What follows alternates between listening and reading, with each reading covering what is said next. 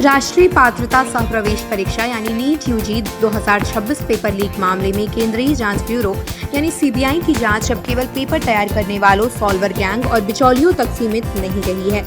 जांच एजेंसी अब उन अभिभावकों की भूमिका की भी पड़ताल कर रही है जिन पर आरोप है कि उन्होंने अपने बच्चों के लिए लीक हुआ प्रश्न पत्र खरीदने के लिए मोटी रकम चुकाई थी।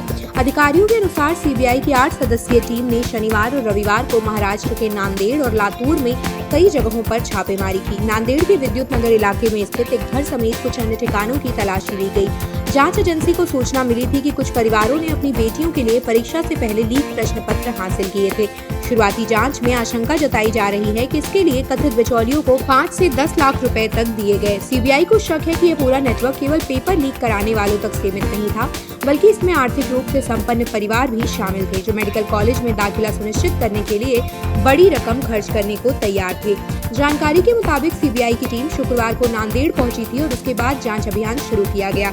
अधिकारियों ने 3 मई को आयोजित नीट यूजी परीक्षा में शामिल हुई एक छात्रा के माता पिता से करीब 8 घंटे तक पूछताछ की। जांच के दौरान अधिकारियों ने मोबाइल फोन, इलेक्ट्रॉनिक उपकरण, दस्तावेज और परिवार के सदस्यों के बीच हुई कॉल व मैसेज रिकॉर्ड भी खंगाले। सीबीआई का आरोप है कि नांदेड़ मामले में छात्रा के व्यापारी पिता ने कथित तौर पर करीब 10 लाख रुपए दिए थे, जिसमें 5 लाख रुपए तक बिचौलियों को और बाकी रकम दूसरे व्यक्ति को दी गई थी।